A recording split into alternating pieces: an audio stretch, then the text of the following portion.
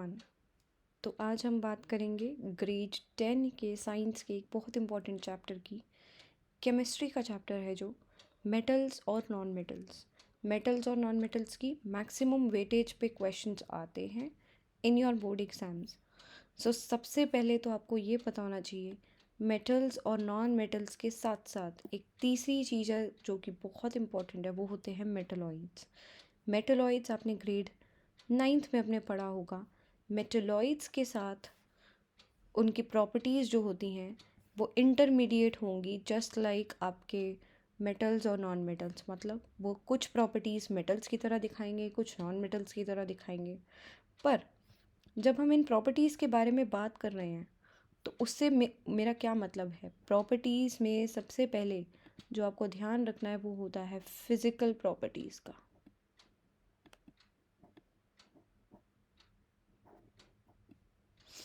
अब physical properties में क्या इम्पोर्टेंट है। फिज़िकल प्रॉपर्टीज़ में सबसे इम्पॉर्टेंट प्रॉपर्टी जो होती है वो होता है लस्चरस। लस्चर का मतलब होता है कि उसका सरफेस कैसा है, क्या वो शाइनी सरफेस है या फिर शाइनी नहीं है। पर शाइनी सरफेस सिर्फ मेटल्स के नहीं होते, नॉन मेटल्स के भी हो सकते हैं, एक्सेप्शंस होते हैं। हर प्रॉपर्टी के साथ एक नया एक्सेप्शन जुड़ा है। फॉर एग्जाम्पल ऐसे नॉन मेटल्स जिनका शाइनी सरफेस नहीं है, उसमें ग्रेफाइट भी आ सकता है। ग्रेफाइट की अपनी खुद की एक शाइन होती है। और अगर आपसे ये पूछा जाए कि ग्रेफाइट किसका फॉर्म है, तो ग्रेफाइट कार्बन का फॉर्म है। कार्बन के 3 फॉर्म्स एग्जिस्ट करते हैं, डायमंड, ग्रेफाइट, बकमिंस्टर, फलोरीन। उसके बाद हम मेटल्स के बारे में ये बोलते हैं जनरली कि वो हार्ड होते हैं। अच्छा, ये जितने भी प्रॉपर्टीज़ हैं आपको याद रखना पड़ेगा कि ये सब प्रॉपर्टीज़ सिर्फ और सिर्फ जनरलाइजेशंस हैं। हर प्रॉपर्टी के अपने एक्सेप्शंस होंगे। लेकिन आपने काफ़ी सारी बुक्स में भी पढ़ा होगा सोडियम एंड पोटेशियम को आप इजीली नाइफ से कट कर सकते हो क्योंकि वो सॉफ्ट होते हैं। उसके बाद नॉन मेटल्स के बारे में जब बात करेंगे तो they are generally soft, but इसमें भी फिर से एक एक्सेप्शन है, डायमंड।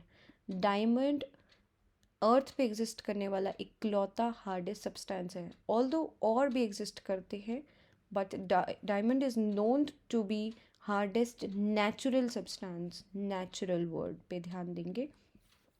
उसके बाद मेटल्स जो होंगे वो हमेशा सॉलिड फॉर्म में ही प्रेजेंट होंगे, ऐसा ज़रूरी नहीं है। मर्क्यूरी जो आप थर्मोमीटर में यूज़ करते हैं टेम्परेचर मेजर करने के लिए, वो लिक्विड होती है eight room temperature. Eight room temperature. उसके बाद नॉन मेटल्स एग्जिस्ट करते हैं सॉलिड्स और लिक्विड्स की, सॉलिड्स और गैसेस की फॉर्म में, लेकिन वो लिक्विड भी हो सकता है विच इज़ ब्रोमीन। तो सबको ये याद रखना है, एक ऐसा लिक्विड मेटल जो एग्जिस्ट करता है वो होता है मर्क्यूरी, और ऐसा लिक्विड नॉन मेटल जो एग्जिस्ट करता है वो होता है ब्रोमीन। ठीक है। उसके बाद मेलिएबिलिटी की बात करते हैं। मेलिएबिलिटी से मैं 3 और प्रॉपर्टीज़ एक्सप्लेन करूँगी, malleability, ductility and sonorous. Malleability, ductility and sonorous. अब आपको ये पता होना चाहिए कि इनमें क्या क्या डिफरेंसेस हैं। मेलिएबिलिटी वर्ड का मतलब है that it has the ability to be beaten up into thin sheets. जैसे कि एल्यूमिनियम के फॉइल बनते हैं, रदरफोर्ड के एक्सपेरिमेंट में गोल्ड फॉइल एक्सपेरिमेंट किया था, गोल्ड की ही शीट यूज़ की थी। कोई नॉन मेटल को क्यों नहीं हम मेलिएबल बोल सकते, क्यों? क्योंकि वो ग्लास की तरह होता है, ज़रा सा फोर्स अप्लाई करने पे वो ब्रेक हो जाएगा। इसीलिए आप नॉन मेटल्स को सॉफ्ट नहीं बोलते। ध्यान रखना, this was a board question. Soft word में और ब्रिटल वर्ड में फ़र्क है। सॉफ्ट का मतलब है it can be easily cut. Brittle का मतलब है थोड़ा सा फोर्स अप्लाई करने पर आप इसको ब्रेक डाउन कर सकते हो। डक्टिलिटी का मतलब है ability to be converted into thin sheets या ड्रॉन इनटू थिन वायर्स।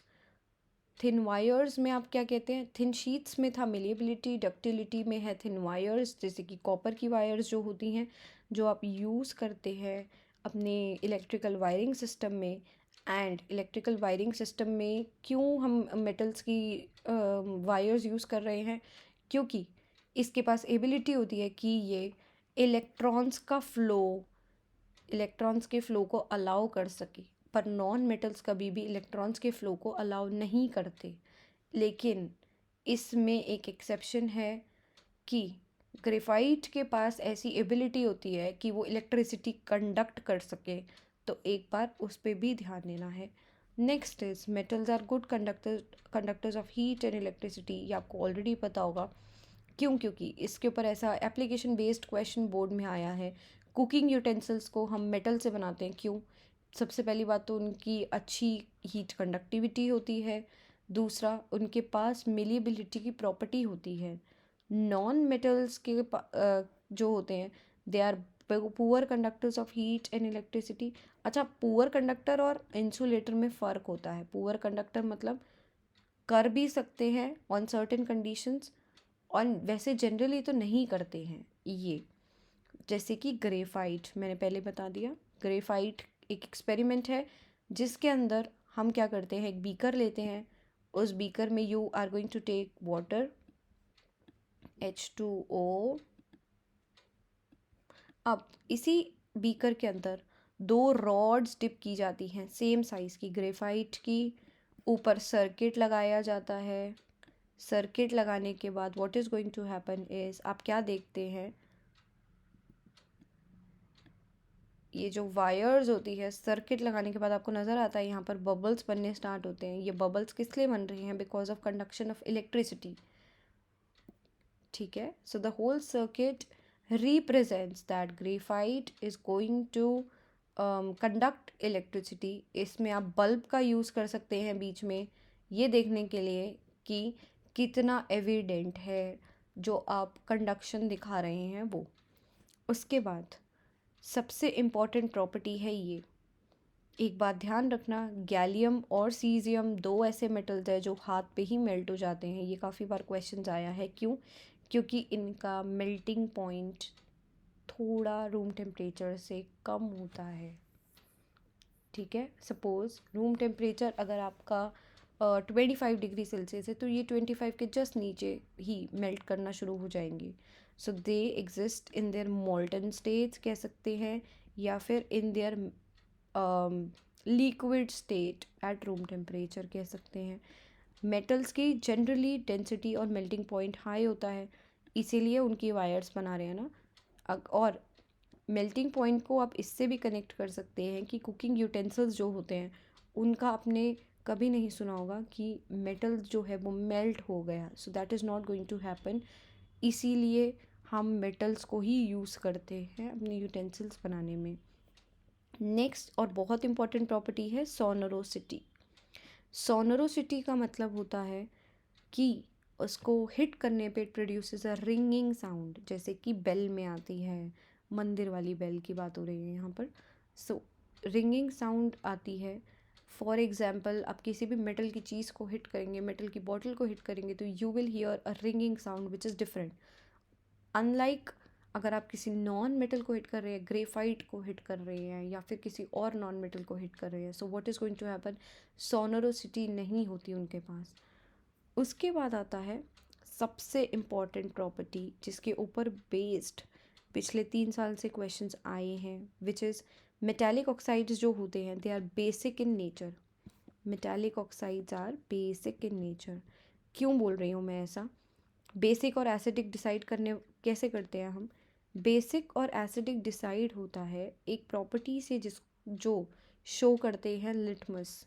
अच्छा, लिटमस में याद रखना, litmus turns blue to red in terms of acids. अब इसको याद रखने का तरीका है, acids turn blue to red. इसको याद रखने का तरीका है that always be real. So this is a trick, always be real. On contrary, bases turn red to blue. Red to blue मतलब रेड लिटमस को ब्लू लिटमस में convert कर देते हैं।